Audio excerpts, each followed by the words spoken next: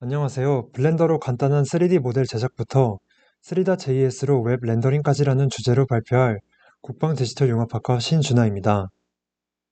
이 발표는 총 2편으로 구성되어 있으며 첫 번째 영상에서는 블렌더를 활용한 간단한 3D 모델 제작 과정을 다뤘습니다. 오늘 소개할 두 번째 영상에서는 제작한 모델을 3D.js를 활용해 웹 브라우저에서 렌더링하는 방법을 자세히 보여드리겠습니다.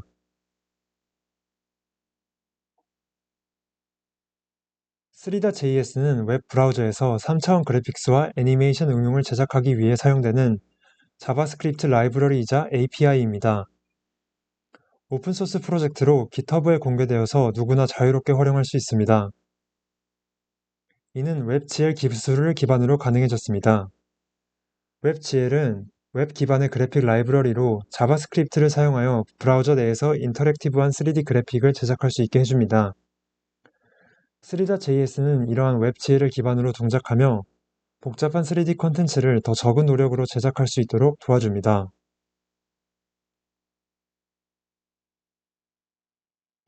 이번 슬라이드에서는 3.js를 사용하기 위한 준비에 대해 말씀드리겠습니다. 3.js를 활용하려면 기본적인 HTML과 자바스크립트의 구조를 이해해야 합니다.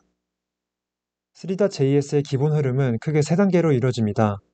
먼저 씬, 카메라, 렌더러를 초기화해서 3D 환경을 설정합니다. 그 다음 오브젝트를 씬에 추가하고 배치합니다.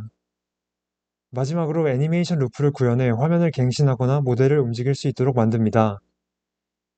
이 3단계가 3.js의 핵심적인 사용 방식이라고 할 수 있습니다. 그리고 3.js를 프로젝트에 연결하는 방법은 이렇게 2가지가 있습니다. 이제 블렌더에서 익스포트한 GLTF와 GLB 파일에 대해 설명드리겠습니다. 이 파일은 사과 모델과 함께 텍스처와 애니메이션 데이터를 포함하고 있습니다. 3.js를 사용해 웹 브라우저에서 이 모델을 로드하고 렌더링할 예정입니다. 이제 이러한 준비를 바탕으로 3.js를 활용한 기본 구현을 진행해 보겠습니다.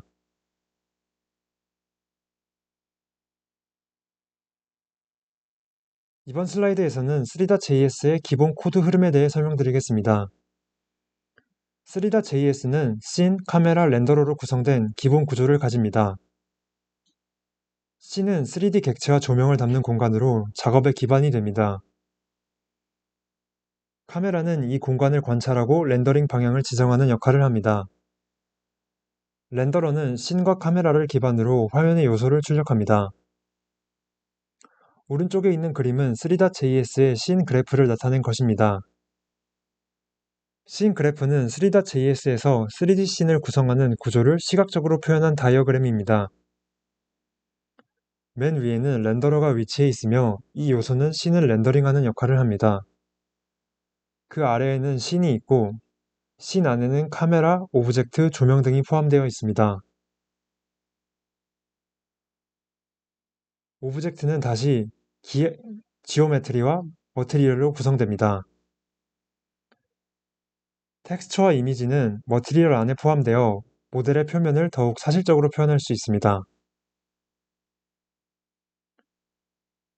이제 3.js를 사용해서 간단한 3D 오브젝트를 생성하고 화면에 출력하는 과정을 실습해 보겠습니다. 시간을 절약하기 위해서 미리 작성해둔 코드를 활용해서 설명드리겠습니다.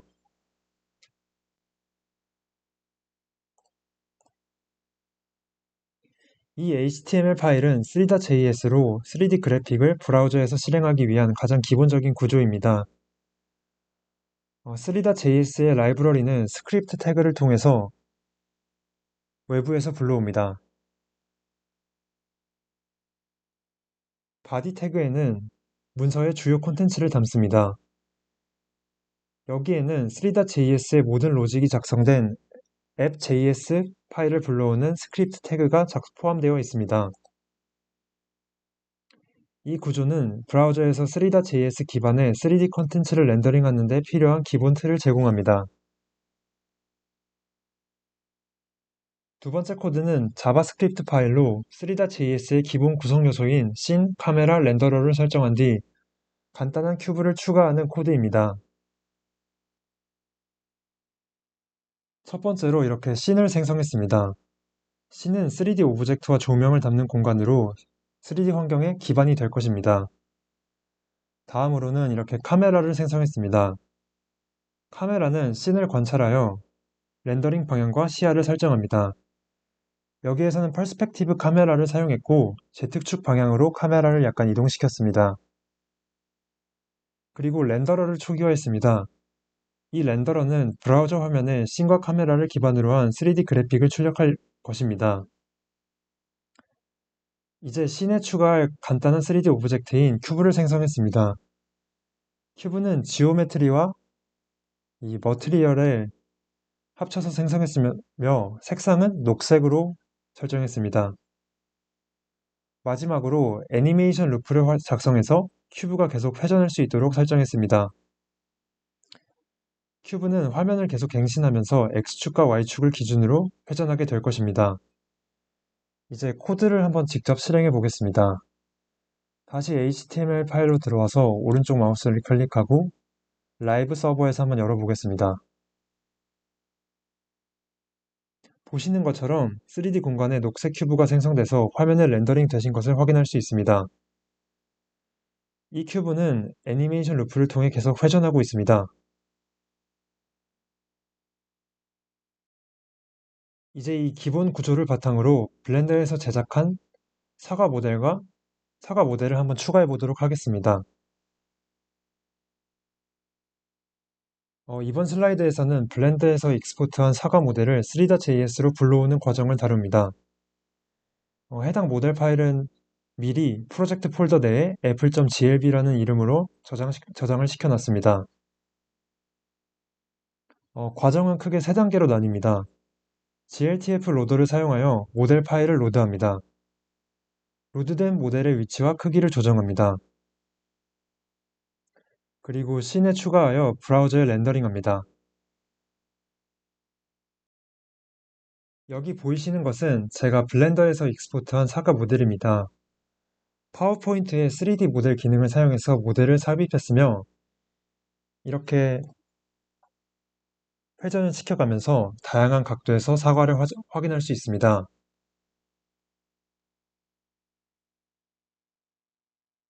이 모델은 블렌더에서 제작한 뒤에 gltf 형식으로 제가 익스포트한 것입니다. 3.js도 이렇게 동일한 방식으로 렌더링이 됩니다. 이제 실습 코드를 통해서 블렌더에서 제작한 사과 모델이 3.js에 어떻게 렌더링 되는지 확인해 보겠습니다. 이번 실습에서는 사과 모델을 3.js로 불러와 렌더링하는 과정을 살펴보겠습니다. 이미 지난번 실습에서 3.js의 기본적인 구조를 설명을 했으므로 이번에는 gltf 로더를 통해 사과 모델을 로드하고 렌더링하는 부분을 집중적으로 설명하겠습니다.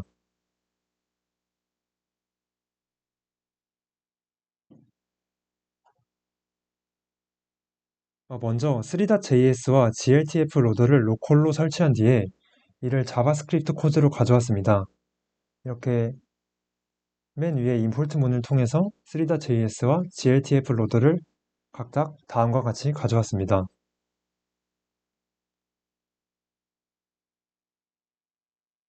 이로써 3.js와 gltf 로더를 프로젝트 내에서 사용할 준비가 완료됩니다. HTML 파일에서는 임포트 맵을 사용해서 모듈의 경로를 명확히 지정했습니다. 이렇게 아래와 같은 코드가 HTML에 추가됩니다.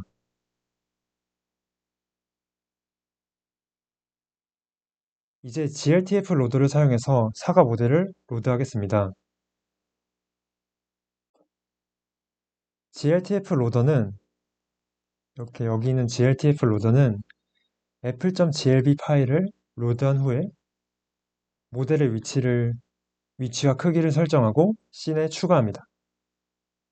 씬에 추가하는 모습을 확인할 수 있습니다. 특히 저는 모델의 크기를 5배로 확대를 해서 화면에 잘 보이도록 조정하였습니다. 이후에 다른 코드들은 앞에서 설명했던 기본 3.js의 구성인 씬 생성, 카메라 설정, 조명 추가 등과 동일하므로 여기서 생략하겠습니다. 이제 한번 라이브 서버를 통해서 다시 HTML 파일을 실행해 보겠습니다. 이렇게 다시 HTML 파일로 다시 돌아온 뒤에 라이브 서버에서 엽니다. 보시는 것처럼 블렌더에서 제작한 사과 모델이 3.js를 통해서 브라우저에 렌더링 된 것을 확인하실 수 있습니다. 어, 딱히 깨지는 부분이 없이 화면에 잘 표시되고 있는 걸 확인할 수 있고, 이렇게 제가 지정한 애니메이션 루프대로 사과가 회전하고 있는 모습도 확인할 수 있습니다.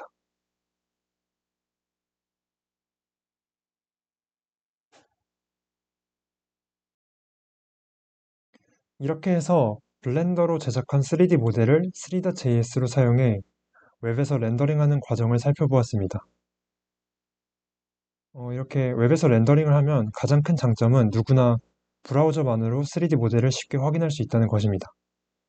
이를 통해서 팀원들이 별도의 소프트웨어 설치 없이도 동일한 모델을 실시간으로 확인하고 협업을 훨씬 수월하게 할 수 있다고 생각합니다.